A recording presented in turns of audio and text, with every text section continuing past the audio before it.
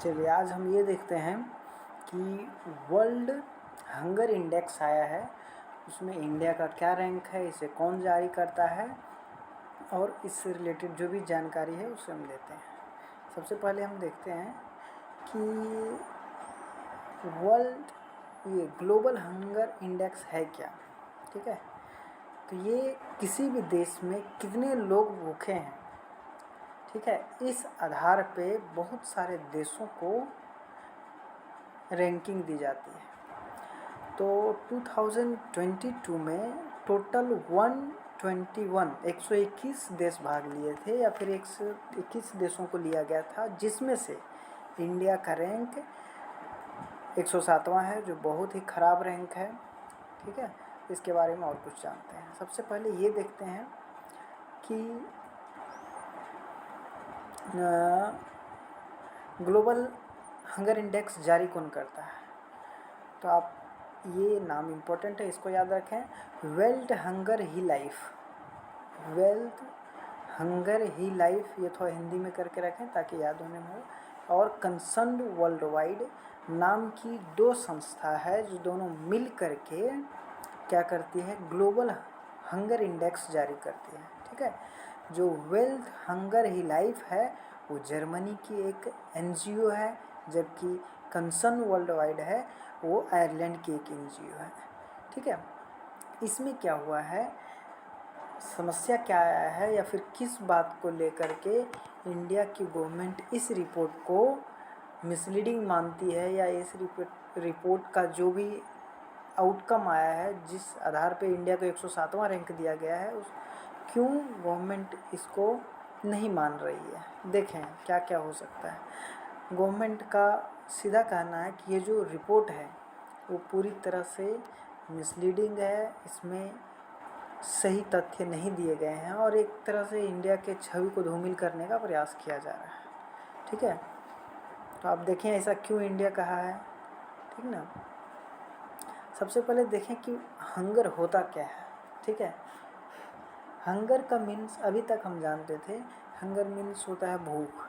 ठीक है, या फिर जो खाना ना मिलने के बाद हमें भूख लगता है उसको हंगर बोलते हैं। लेकिन ग्लोबल हंगर इंडेक्स इस डिफिनेशन को नहीं मानती है जो अभी तक हम लोग जानते थे।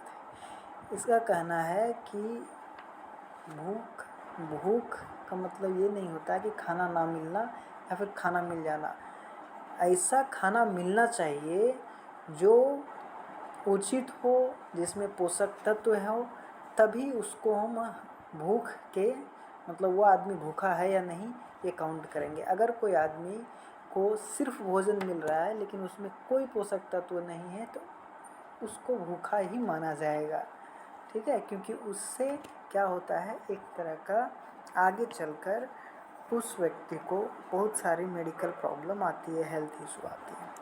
तो हम देखते हैं क्या क्या मेजर्स है या किस किस आधार पे ये जो हंगर इंडेक्स है वो तैयार किया गया है, और ये कब से तैयार किया जा रहा है, 2016 से। तो इसमें सबसे इम्पोर्टेंट बात क्या है ये ध्यान रखेंगे कि भारत का रैंक क्या है और इसे कौन पब्लिश करती है। World hunger he life and concern world wide, जो जर्मनी और आयरलैंड की एक एनजीओ है, दो एनजीओ है जो मिलकर जारी करती है। ठीक है, अब देखते हैं क्या क्या आधार बनाया गया है और किस आधार पे ये रिपोर्ट तैयार किया गया है। ठीक है, आप देख सकते हैं under nourishment, population having insufficient daily calories intake.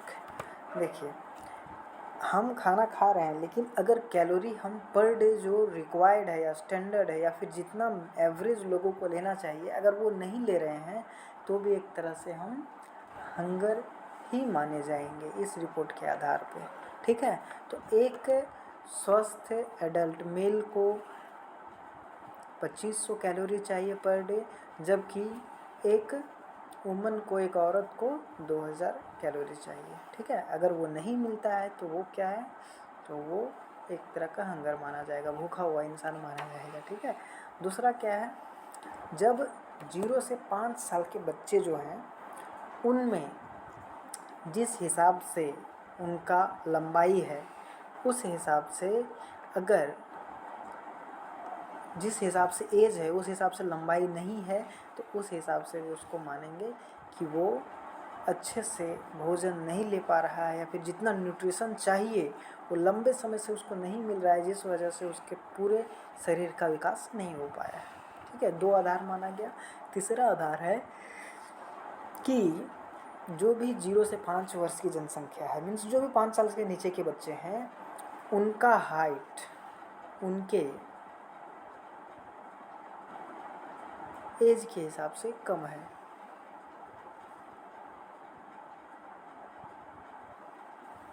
लो वेट होना चाहिए, low weight to their height due to acute undernutrition. अब क्या होता है, बच्चे में 2 कंडीशन हो सकते हैं, जो एज है उसके हिसाब से उसकी लंबाई नहीं है, जो एज है उसके हिसाब से उसका वेट नहीं है। ठीक है, ये स्टैंडर्ड रेट है, जो भी वो यहाँ पे नहीं उन्हें मिल पा रहा है, तो इस वजह से उन्हें हंगर माना जाएगा, भूखा हुआ माना जाएगा। और तीसरी बात, चौथी बात क्या माना गया है, अगर कोई भी बच्चा 5 साल से पहले डेथ होता है, तो वो अगर 1000 बच्चे जन्म लेते हैं उसमें कितना डेथ होता है, ये चाइल्ड मोर्टेलिटी रेट, जो शिशु मृत्यु दर होता है, उसको भी ध्यान में रखा जाता है। ठीक है, तो ये सारे मिला करके कितने 100 स्कोर होते हैं, 100 पॉइंट्स होते हैं, उनमें से जो ज़्यादा पॉइंट ला रहा है, मीन्स उसमें नेगेटिविटी ज़्यादा है, उसकी जनसंख्या में नेगेटिविटी ज़्यादा है, उसके मृत्यु रेट जो ज़्यादा है, या फिर बच्चे का वेट सही नहीं है, बच्चे का हाइट सही नहीं है, या फिर उनका कैलोरी नहीं है, इट मीन्स वो ज़्यादा स्कोर ला रहा है, तो वो ज़्यादा माल न्यूट्रिशन से ग्रसित है, मीन्स वो वहाँ की जो जनसंख्या है वो स्वस्थ नहीं है। तो इसमें जितना मार्क्स कम आए उतना परफॉर्मेंस ज़्यादा अच्छा रहेगा उस कंट्री का। अब देखें, अब भारत की जो गवर्नमेंट है वो इस रिपोर्ट को क्यों मिसलीडिंग मानती है, या क्यों मानने को तैयार नहीं है, या फिर इसकी विश्वसनीयता पे सवाल उठाई है। समझे क्या क्या किया गया है इसमें। देखिए, 4 पैरामीटर, 4 पैमाना रखा गया है, जिसमें से 3 ऐसे पैमाने लिए गए हैं जिसमें एज क्या है, 0 से 5 साल, 0 से 5 साल देख सकते हैं, 0 से 5 साल रखा गया है, 0 से 5 साल रखा गया है, 0 से 5 साल रखा गया है। अब भारत की जनसंख्या 1.4 बिलियन है, 140 बिलियन के आसपास है। उसमें से सिर्फ चिल्ड्रन की पॉपुलेशन कितनी है, जाहिर सी बात है 10%, 15% के आसपास होगी। अब उस बच्चे के आधार पे पूरा भारत का परफॉर्मेंस बताया जा रहा है, इसीलिए गवर्नमेंट इसको मानने को तैयार नहीं है। तो देखिए, 4 पैमाने लिए गए हैं, उसमें से 3 पैमाने ऐसे हैं जो बच्चों पे आजमाए गए हैं, या फिर बच्चों के रिपोर्ट बता रहे हैं, तो उससे हम पूरी जनसंख्या का हंगर इंडेक्स या फिर नहीं निकाल सकते हैं। ठीक है, और चौथा पैरामीटर क्या था, चौथा पैरामीटर ये था चाइल्ड मोर्टेलिटी रेट। इसको क्या किया गया है, मात्र 3000 बच्चों पे, और बच्चों का जो केस है, मान लो 3000 बच्चे जन्म लिए, उसमें कितने बच्चे मरते हैं या क्या मृत्यु दर है, उस आधार पे ओपिनियन पोल के आधार पे, मतलब पूछताछ करके या फिर लोगों से जानकारी इकट्ठा करके उसको रिपोर्ट में ले लिया गया है। ठीक है, और दूसरी बात, तीसरी जो पॉइंट है जो गवर्नमेंट कह रही है वो ये कि जो डिफिनेशन ऑफ हंगर है वो सिर्फ होना चाहिए कि क्या उसके साथ छेड़छाड़ किया गया है, या फिर सिर्फ खाना अगर मिल जाता है तो वो हंगर नहीं है, ऐसा गवर्नमेंट कहती है। परंतु जो ग्लोबल हंगर इंडेक्स है उसमें ऐसा डिफिनेशन नहीं रह गया, उसमें डिफिनेशन ये भी कहा गया है कि भूख के साथ साथ उसे पर डे कैलोरी भी मिलना चाहिए, उसका हाइट उसके एज के हिसाब से होना चाहिए, उसका वेट उसके एज के हिसाब से होना चाहिए, शिशु मृत्यु दर कम होना चाहिए, ये सारी बातें होना चाहिए। लेकिन गवर्नमेंट कर रही है नहीं, सिर्फ अगर उसका पेट भर रहा है तो वो भूखा नहीं है।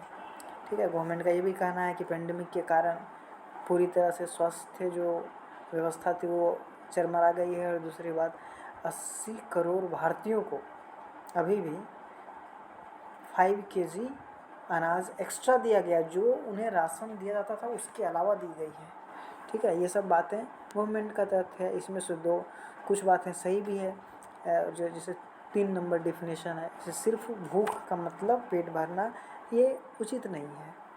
ठीक है, अब देखें कहाँ तक कौन सही है, इसके बारे में थोड़ी सी हम जानकारी देते हैं। ठीक है, देखिए ये बात सही है कि अगर पेंडेमिक के समय लोगों की सरकार मदद नहीं करती राशन या फिर जो फूड प्रोवाइड करने के लिए, तो ये जो इंडेक्स अभी आया है ग्लोबल हंगर इंडेक्स, वो इससे भी और ख़राब परफॉर्मेंस रहता भारत का। ठीक है, ये बात हुई जो रिसर्चर कह रहे हैं या फिर एक्सपर्ट जो कह रहे हैं। ठीक है, और ख़राब ये रिपोर्ट हो सकती थी, जबकि जो पब्लिश करती है उसके ऑर्डर कह रहे हैं कि ये सारा रिपोर्ट वो अपने से नहीं ली है, वो भारत के ही जो एजेंसीज हैं या फिर भारत के लोग हैं उन्हीं के आधार पे ये डाटा उन्होंने कलेक्ट किया है।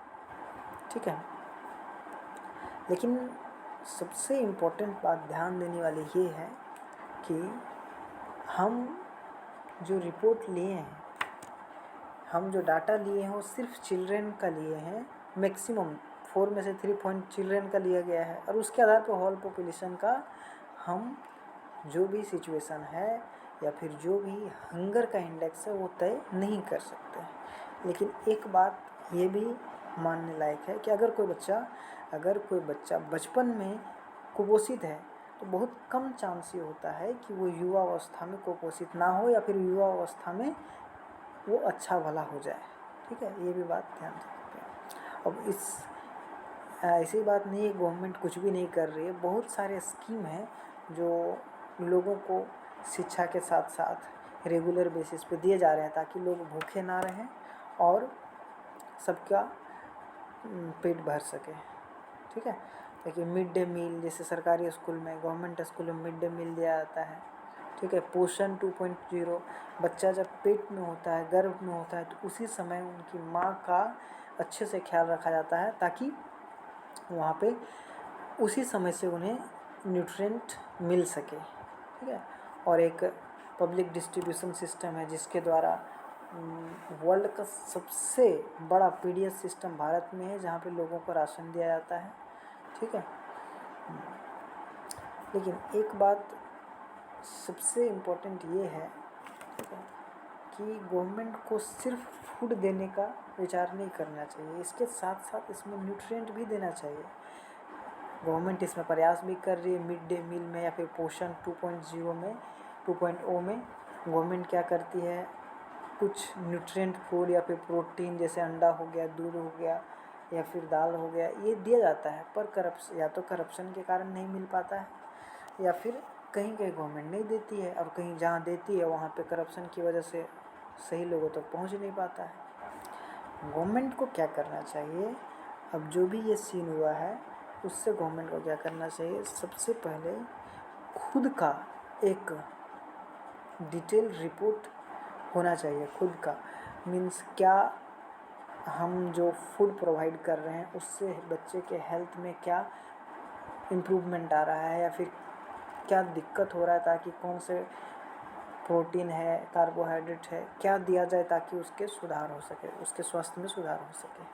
ठीक है, और इससे क्या होगा, मान लीजिए किसी बच्चे में प्रोटीन की कमी हो रही है तो नेक्स्ट बार जब स्कीम बने प्रोटीन का ज़्यादा उपयोग किया जा सके, ज़्यादा दिया जा सके।